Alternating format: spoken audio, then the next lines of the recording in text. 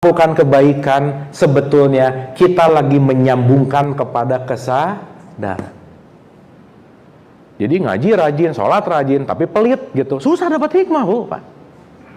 Karena yang diolah hanyalah ragawinya gitu.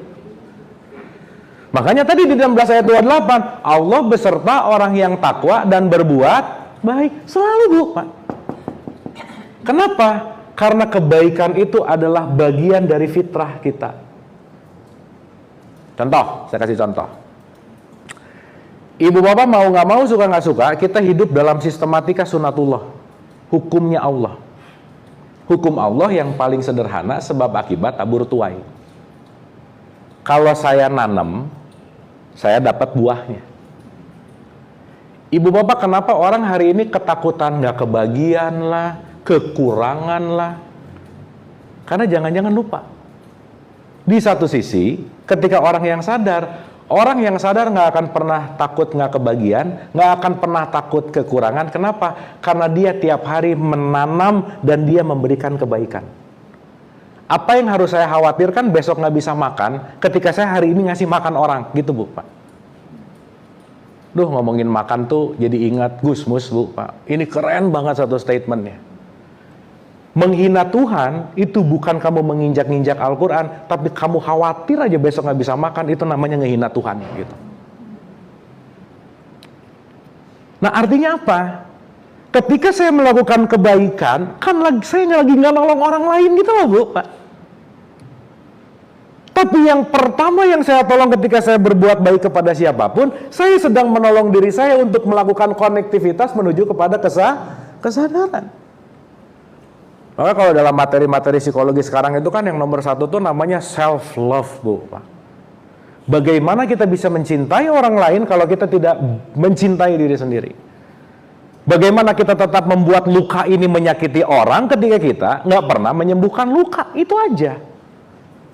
So itulah kenapa konteks tabur tuai di sini. Tapi anyway, Bu, Bapak, sekarang tuh kebanyakan orang nanam enggak, tapi pengen dapat buah mulu gitu loh, Bu, Pak. Enggak sih, nanamnya mah gitu. Tapi bagian aku mana? Gitu. Wah, kamu nggak nanam kok pengen dapat sih, gitu, Bu, Pak.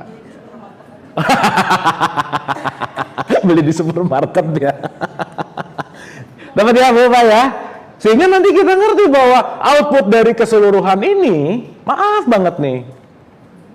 Ini kita sekarang bukan lagi ngaji, Bu, Pak, lagi latihan ngaji. Kita sekarang lagi dikasih, nih yang di tengah. Makanya saya selalu ulang-ulang, Ibu Bapak, jangan percaya omongan saya, udah gitu. Karena ini hanya informasi. Tapi begitu Ibu Bapak dapat knowledge-nya, masuk ke logiknya, dan Ibu Bapak pulang dari sini melakukan dengan laku, Ibu Bapak nggak usah percaya ke siapa-siapa lagi. Kenapa? Aku mengalami langsung ketika aku menolong, aku bahagia. Betul nggak, Bu, Pak? Jadi udah bukan konsep gitu maksudnya. Dan ketika kita dari buku menuju laku, setelah melakukan, dan saya mendapatkan rasanya, di situ sebenarnya baru bisa ngomong, Shadaqallahul Azim. Bener ya, ternyata itu buku tuh bener. Sekarang kan mau tahu ngerti isinya nggak alif lah misalnya, Shadaqallahul Azim, udah aja. Ditanya, emang barusan maknanya apa? Wallahu alam bisawab. Kayak gitu, Bu, Pak, nggak tahu isinya apa. Yang penting bener aja. Apa benernya? Pokoknya bener aja, gitu. Tapi tidak melalui basic direct path yang disebut dengan yang namanya direct experience. Jadi hari ini kalau boleh saya simpulkan, banyak membaca Quran tapi tidak mengalami Quran. Makanya Islamnya dipeluk terus, nggak dikerjain gitu, dipeluk tiap hari. Makanya ditanya, memeluk Islam, betul nggak? Dipeluk mulu gitu. Tapi nggak dikerjain gitu. Dipeluk mulu nggak jadi apa-apa akhirnya, dalam tanda petik gitu. Sip ya? Oke, Bu, Pak? Jadi sekarang saya tanya, kesempatan saya, Ibu dan Bapak dapat hikmah, kesempatannya sama nggak? Sama. Sumbernya sama nggak? Sama. Di dalamnya ada sumbernya di dalamnya sama nggak? Sama. Semuanya equal. Makanya di surat 18 ayat 110 keren banget, Bu, Pak. Betapa humble-nya Rasul. Aku ini manusia biasa seperti kamu. Coba, Bu, Pak. Biasa, ordinary aja sih gitu. Soalnya kan, aduh, kayaknya aku nggak turunan dapat hikmah deh, gitu, Bu, Pak. Kayaknya nggak gitu. Karena kenapa? Dari kecil sama ibu bapaknya, halah, nah kamu apa sih? Anak kamu apa sih? Gitu. Ini jadi habitual nggak?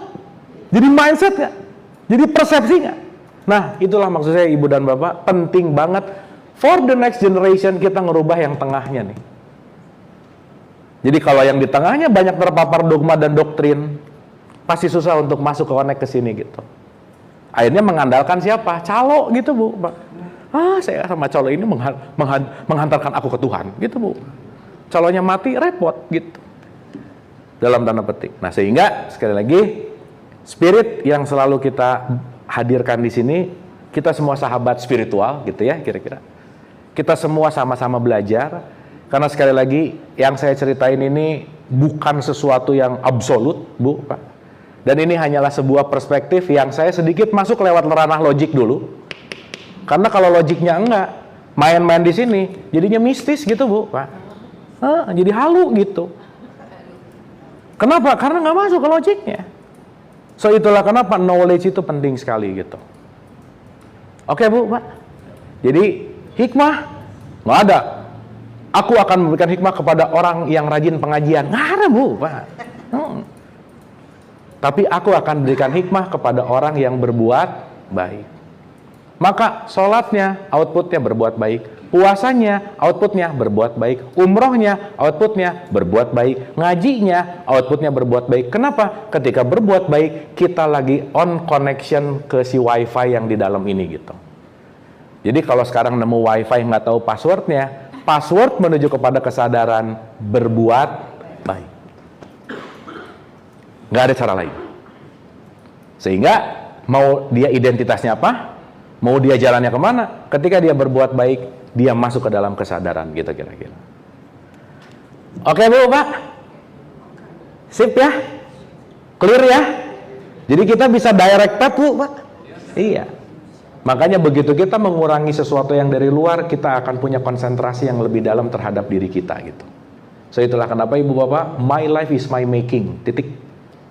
Tidak bisa diwakilkan, nggak bisa skip. Kan kalau hidup lagi berat, ini sekarang meme anak-anak Gen Z kan hidup lagi berat-beratnya gitu ya. Terus ya Allah aku absen dulu hari ini, hidup lagi berat, nggak bisa, Bu, Pak ya. Tetap aja hidup mah hidup gitu, nggak bisa absen dulu gitu kira-kira. Tapi anyway, segala apapun yang hadir ke kita, semuanya adalah bahan pembelajaran untuk kita nanti terkoneksi kepada sumber, dan sumber itu nggak pernah jauh, ada di dalam diri kita. Waktu pembahasan haji, inilah yang disebut baitullah. Maka kita tawafnya di sini. Lempar jumrohnya di sini, bersihin hajar aswadnya di sini. Ini proses tawaf kita. Maka perjalanan menuju baitullah sebetulnya perjalanan keterhubungan menuju kepada kesadaran. Bukan kaitannya sama letak geografis, bukan kaitannya sama tempat. Karena kenapa? Aku di mana saja kamu berada. Selama kamu punya kesadaran, aku akan hadir. Aku akan hadir ketika egomu kamu turunkan. Hatur nuhun, saya kembalikan dulu ke Bapak Moderator. Terima kasih. Assalamualaikum warahmatullahi wabarakatuh. Salam warahmatullahi wabarakatuh. Gini ya Kang Abu ya, kita hidup itu kan dengan konsep-konsep, dan konsep itu ditanam dari sejak kita lahir sampai sekarang gitu ya. Sehingga akhirnya kita mencari-cari dan kita punya IQ, EQ, dan SQ gitu. Ya. Sampai titik tertentu ya. Oh mestinya begini, oh mesti begini, oh kata ini begini, kata begini, oh kata mursyid begini, namanya. Sampai titik tertentu, sampai pinggir jurang taruhlah. Ini mesti dibuang semua kan? Yes. Dibuang semuanya kan? Ya. Dibuang semuanya, terus ada apa? Terserah lu mau apa gitu kan? Kita masuk ke situ gitu. Masuknya terjun aja, nggak tahu berapa dalam, nggak tahu berapa segala macam, itu semuanya dihilangkan. Pertanyaan saya tuh, begitu kita masuk ke dalam ya, kita nggak tahu bakal dapat apa enggak gitu. Kalaupun nggak dapat, ya udah nggak apa-apa gitu, karena hanya Dia yang memberi hikmah, bukan kita yang. Ya kita boleh mencari sampai titik tertentu, kita kan nggak bisa. Nih gue udah cari, ini masa gue nggak dapat, nggak bisa gitu juga gitu kan.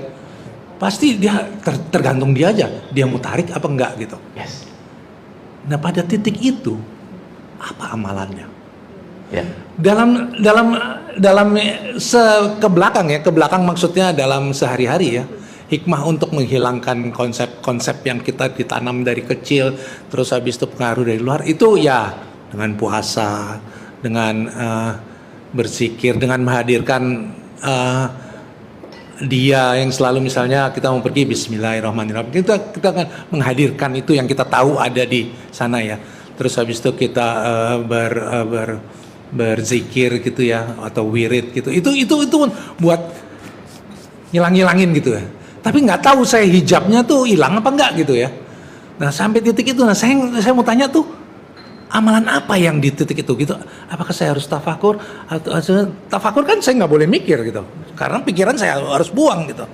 Saya nggak boleh jadi apa yang saya lihat gitu. Mau kelihatan hitam, mau kelihatan sinar, mau kelihatan apa, masa bodoh juga gitu. Setelah selesai tafakur, balik lagi, ya udah gitu. Kadang-kadang ada pengalaman rohani, kadang-kadang enggak juga gitu. Ya nggak apa-apa juga gitu, so what gitu.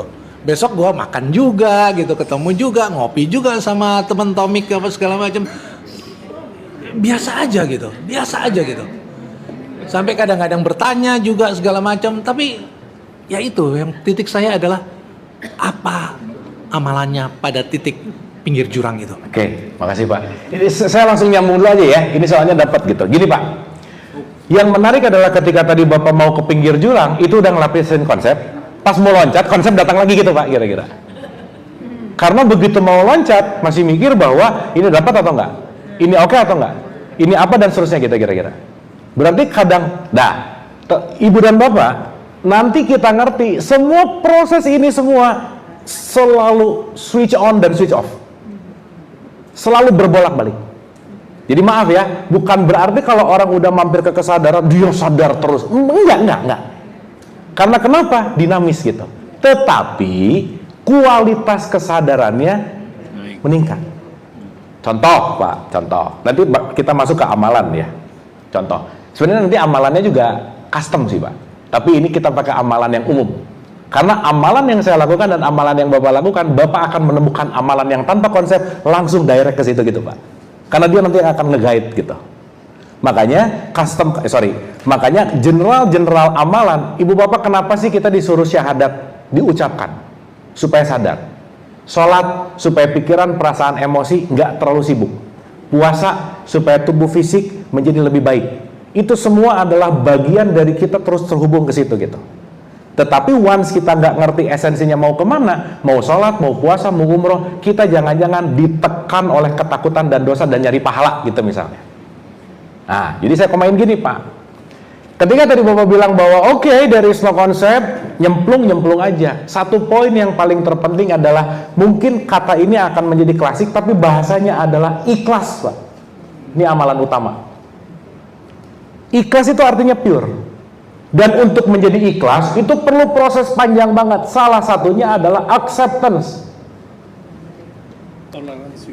Berarti kalau saya sekarang mau melepaskan semua konsep, nah, Ibu Bapak pernah ingat nggak waktu kita ngomongin Ibrahim sama bapaknya? Ingat Ibu Bapak? Bapaknya Ibrahim siapa namanya? Papahnya Ibrahim, udah gitu aja ya. Azar itu dia menyembah berhala. Means menyembah berhala itu bukan masalah patung, bukan. Azar memegang konsep konvensional mindset old thinkingnya dia. Ibrahim nggak terima. Sorry ya Pak, sekarang udah beda zaman, nggak bisa dong gitu. Berarti ketika dalam konteks ini ada sesuatu yang harus kita lepaskan di masa lalu, hancurkan berhala pemikiran masa lalu, perasaan masa lalu, emosi masa lalu, supaya kita brand new born gitu kira-kira. Nah, amalan berikutnya Pak, bahasa kerennya adaptif. Karena ketika tidak adaptif, ketika tidak melakukan yang namanya acceptance, kita akan sulit menemukan yang namanya ikhlas gitu. Karena kalau udah ikhlas, hasil nggak penting gitu loh Pak. Kalau udah ikhlas, tumbuh jadi gimana nggak penting. Kenapa? Karena di tiga hal inilah, itulah yang disebut sebagai laku kita sebagai manusia. Kita dalam wilayah proses. Selesai. Dan ketika hanya ada di wilayah proses Pak, kita hanya akan terus berproses. Dan yang menarik, setiap apapun proses, pasti ada jatuh temponya, Pak, untuk tumbuh. Nanti dapat ini, dapat ini, dapat ini. Itu dari bagaimana kita memiliki yang namanya konsistensi dalam berproses yang tumbuhnya nanti sesuai dengan kadar dan kapasitas dan jatuh temponya gitu kira-kira, Pak.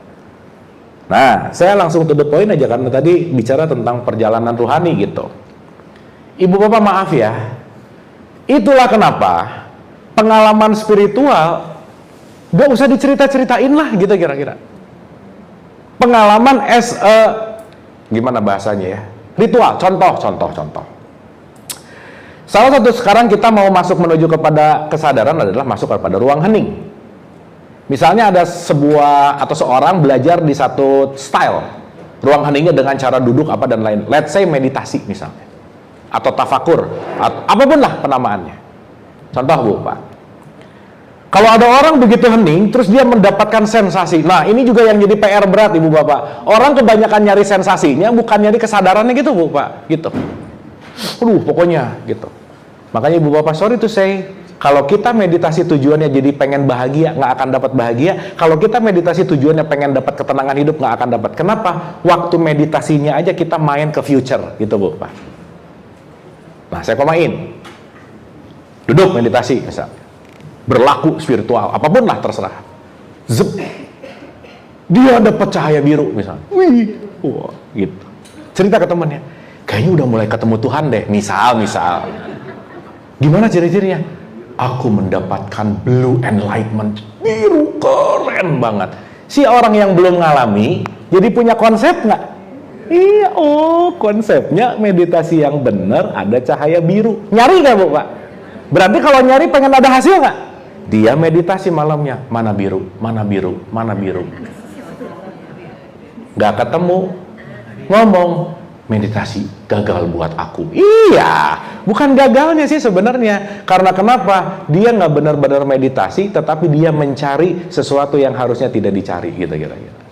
Gitu, Pak, kira-kira. Sip ya? Makanya kalau dalam statement Isra Mi'rajnya Nabi Muhammad, statementnya keren banget. Rahasiaku, rahasiamu ya, jangan bilang-bilang, udah, gitu. Karena kalau cerita gitunya, nanti dijual, Bu, Pak. 30 hari menuju pencerahan. Bayar aja 20 juta, gitu. Jadi jualan akhirnya, gitu. Titiknya gimana? Dapat cahaya ini, dapat ina, dapat itu, gitu. Nah, dia dapat pencerahan waktu ikut kelas. Selesai kelas, konflik lagi, gitu. Ya kan, semua orang sekarang tercerahkan waktu ikut seminar, Bu, Pak. Selesai seminar, pusing lagi, gitu. Iya, karena kenapa? Arahannya ke situ gitu. Gitu, Pak, sederhananya, Pak. Hatur nuhun, keren banget pertanyaan. Boleh kita tepuk tangan, pertanyaannya keren, Bu, Pak. Mangga, Bapak. Terima kasih, Pak.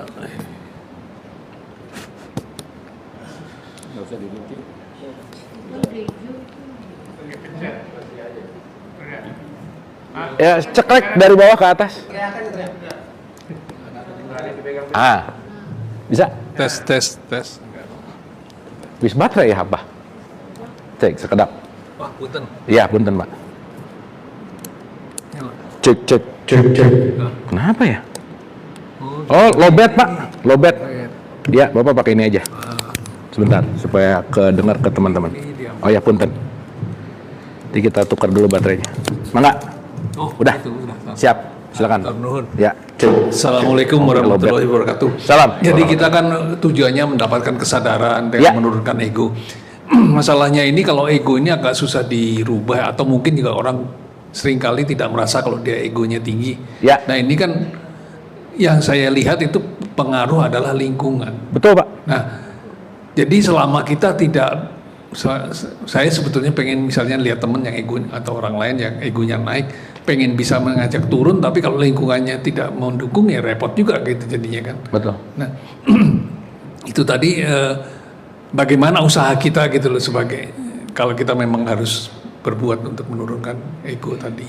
Ya, ego orang lain maksudnya? Iya, misalnya gitulah. Ya. Ya kan, iya itulah tadi saya pikir. Oke, gini Pak.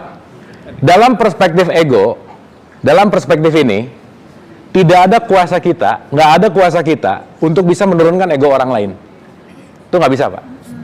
Makanya dicontohkan, Nabi Muhammad sayangnya kurang gimana sayang sama pamannya aja nggak bisa ngikutin kepada kesadarannya Nabi Muhammad gitu misalnya, Pak. Makanya di surat 28 ayat 56, itu ada statement keren tentang pertanyaan Bapak. Kamu tidak bisa memberikan hikmah kepada orang yang kamu cintai, karena hikmah aku yang memberikan. Gitu. Karena hikmah atau hidayah, kamu nggak bisa ngasih petunjuk kepada sesayang kita, ke siapapun. Sesayang kita kepada mau pasangan, mau anak, mau orang tua, mau tetangga, mau karib, semuanya. Tidak ada kuasa kita untuk membuat dia menuju kepada kesadaran. Nggak bisa, Pak. Itu nomor satu. Yang kedua, ketika tadi bicara tentang lingkungan, betul banget, Pak. Lingkungan sangat memengaruhi kesadaran. Makanya kita akan dipertemukan dengan frekuensi lingkungan yang selaras gitu, Pak. Makanya kira-kira udah mulai toksik, mending ganti circle gitu loh, Pak. Itu penting banget gitu. Nah, sehingga ketika kita punya kesadaran, kembali kepada si circle yang lama, kita datangnya standing as awareness. Udah mulai aware. Si toksik itu tidak mengganggu lagi aku, tapi mungkin kehadiranku bisa melakukan perubahan vibrasi kepada si community ini gitu. Saya rasa gitu, Pak. Jadi yang paling penting, karena ini semua nggak bisa diwakilkan, ya segimanapun kita hanya bisa membuat sebuah inspirasi, Pak, mencontohkan, selepasnya udah bukan tanggung jawab kita gitu, Pak, kira-kira. Itu intinya, Pak. Sip. Itu asiknya Allah gitu, Pak. Kita nggak bertanggung jawab terhadap siapapun gitu. Gitu. Mangga, Ibu. Makasih Kang Abu. Assalamualaikum warahmatullahi wabarakatuh. Waalaikumsalam warahmatullahi wabarakatuh. Kang Abu, berkaitan dengan tadi bahwa kita harus berbuat baik. Ya. Di manakah nilai kebenaran kalau dikaitkan dengan berbuat baik? Ya, kebenaran gimana maksudnya, Bu? Ini contoh saja gitu ya. Suatu hari saya ke pasar, terus ada orang minta-minta, saya kasih. Terus tukang parkir yang ada di sebelah saya bilang, "Bu, dia itu penghasilannya 1 juta lebih loh, Bu." Saya heran, dari mana taunya? Dia kan cuman keliling dari pasar ke pasar. Saya kan tetangganya dia. Saya tahu kok rumahnya dia. Saya sampai zlek gitu. Saya cuman mikir, saya nggak mikirin itu, saya ikhlas-ikhlas aja.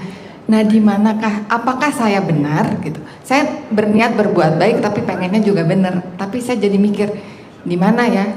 Saya udah lepasin semua, yang penting saya ikhlas, saya nggak mikirin apa-apa. Itu aja Kang Abu. Oke, gini Bu, kita balik dulu ke ego. Kalau kita bicara dalam konteks berbuat baik, kata kuncinya balik lagi kan kepada ikhlas kan sebetulnya. There is no intention gitu loh, Bu. Nah, hal yang paling penting dalam perspektif ini adalah niat kita itu apa sih sebetulnya? Karena kata kuncinya dari niat gitu. Karena sekali lagi waktu Ibu ngasih ke si orang yang di pasar itu, kan Ibu bukan nolong dia sebenarnya. Mau dia 1 juta kayak 2 juta, bukan. Aku cuman lagi nanem yang dimana tanaman itu yang pasti akan kembali lagi ke aku gitu kira-kira. Itu intinya. Nah, tetapi nanti kalau Ibu terhubung ke sini nih, dia akan ngasih tahu, kamu kasih deh, kamu enggak deh gitu. Gitu. Makanya kenapa Nabi Muhammad bilang, lakukanlah segala sesuatu dengan basmalah. Jadi basmalah lakukan sesuatu itu bukan gini, bismillah kok minum, bukan. Tapi lakukanlah segala sesuatu, kalau bisa connect dulu ke sini, biarkan dia yang bunyi ketika Bu event ya.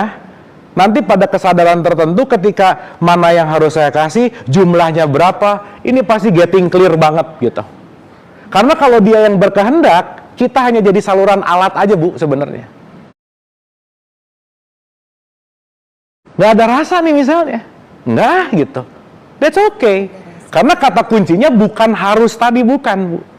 Karena segala sesuatu yang diharuskan, itu jadi nggak ikhlas biasanya gitu. Akhirnya gini, Ibu Bapak ini penting ya. Kalau kita pengen dapat hikmah, berbuat baik, betul Bu Pak? Tapi sebisa mungkin jangan, mau dapat hikmah berbuat baik yang banyak. Kenapa? Supaya dapat hikmah. Nah, pamrih lagi sebenarnya. Gitu intinya. Sip ya. Dan nanti kita ngerti salah satu contoh gini Bu. Ibu Bapak maaf ya. Berbuat baik itu bisa membuat yang namanya candu Bu Pak. Kecanduan. Kenapa coba? Ketika berbuat baik, orang yang kita kasih berbuat baik memberikan pujian sama kita. Makasih. Bu, pujian itu narkoba bahaya Bu Pak. Ya. Sehingga ketika orang mau berbuat baik, sebenarnya bukan pengen berbuat baik. Kayaknya aku hari ini belum dipuji deh. Berbuat baik gitu Bu Pak. Gitu ya. Jadi itu juga penting untuk hati-hati. Nah, terakhir Bu, nanti itu kita bahas di ke-12. Berbicara masalah kebenaran itu relatif Bu. Karena kebenaran kita hari ini bisa expired, besok kita meluas gitu. Dan nanti absolute truth itu hanya akan tahu dalam konteks yang ada di sini gitu. Maka ada kebenaran pribadi, ada kebenaran sosial. Nah di situ nanti kita perlu kebijaksanaan gitu. Gitu Bu kira-kira. Sip ya. Jadi bahasa kerennya kalau kata Imam Ghazali, follow your heart. Nah, istafti qalbak. Mintalah petunjuk ke sini, ini kasih enggak, berapa, nanti dia akan bunyi gitu kira-kira. Gitu. Atur nuhun, Ibu Bapak.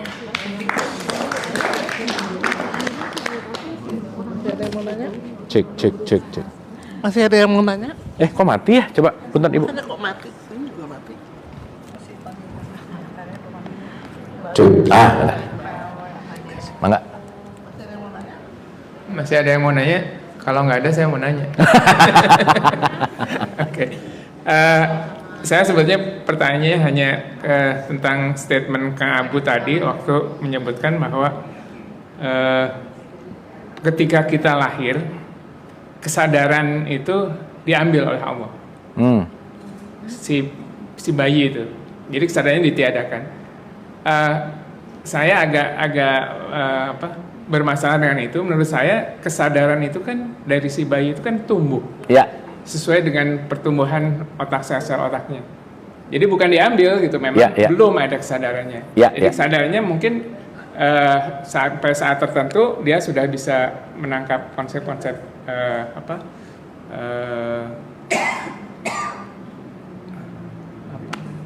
Ya konsep yang diinstalkan gitu ya. Iya, bukan artinya mengenai yang tidak. Jadi dia memang tumbuh untuk mendapatkan punya kesadaran sampai yang disebut akil balik gitu, Iya, oke. dewasa gitu. Jadi Oke. waktu awalnya itu bukannya tidak Dihilang. diambil, Iya. tapi memang belum tumbuh, ya ya. belum tumbuh. Oke. Itu Nuhun, aja. Pak. Ya. Terima kasih. Saya sebenarnya tadi nggak bicara dihilangkan sama Allah sih Pak. Gini Pak. Gini. Kita getting clear. Maksudnya konsep abstraknya sampai dia itu dari awal kan belum bisa dia konsep. Belum bisa. Kita Oke. baru ingat. Oke. Gini Ibu Bapak. Di surat 1678 tuh ada kalimat, ketika kamu lahir dari perut ibumu, kamu nggak tahu apa-apa, kan gitu ya Pak ya? Iya, nggak tahu. Know nothing. Ya. Pertanyaan, nggak tahu apa-apa ini berarti satu, ketika kamu lahir dari perut ibumu, kamu belum punya konsep gitu Pak. Betul. Tapi kesadaran udah ada belum? Udah. Kesadaran belum ada menurut saya. Enggak, kan kesadaran ruh, sang hidup. Nah, saya komain dulu. Bapak pernah ngelihat nggak ada les anak menyusui ke ibunya? Iya. Nggak. Kenapa dia tahu dia menyusui ke ibunya? Ya ada insting dia. Memang. Nah, di sini nih. Salah satunya di situ. Si pure awareness-nya ada di situ. Nah, sehingga gini, bayi waktu kecil nangis karena dia berbicara nature, Pak. Iya. Tapi begitu 7 tahun dia nangis pengen mainan, itu udah mulai pakai emosi gitu. Betul. Nah, gitu. Nah, ketika dia lahir, jadi gini Pak, bedakan antara kesadaran dengan intelektual gitu misalnya. Secara intelektual, dia mungkin belum punya. Tetapi dia tahu as a nature, kalau saya lapar, saya nangis. Ketika ibu saya datang, saya tahu harus nyari kemana untuk menyusui ke ibu saya. Itu yang disebut. Itu otomatis, bukan karena kesadaran si bayi itu otomatis kalau dia lapar dia teriak gitu. Betul. Tapi bukan karena kesadaran. Nggak, justru itu kesadaran asli nature-nya gitu loh Pak. Oke. Sehingga si kesadaran itu lama-lama ketutup sama konsep gitu. Makanya Pak contoh ya Pak ya. Anak kecil tuh kalau marah sama temennya langsung cepat besoknya baikan. Ya, kan? Betul nggak? Tapi semakin tua, marah bisa 5 tahun. Gitu. Karena waktu kita dari kecil dalam konteks ini, kasarannya kata gini lah Pak. Waktu lahir kesadarannya 100% pure. Karena kan ruh, sang hidup. Ketutup konsep. Maka orang cenderung makin dewasa makin sedih hidupnya gitu loh Pak.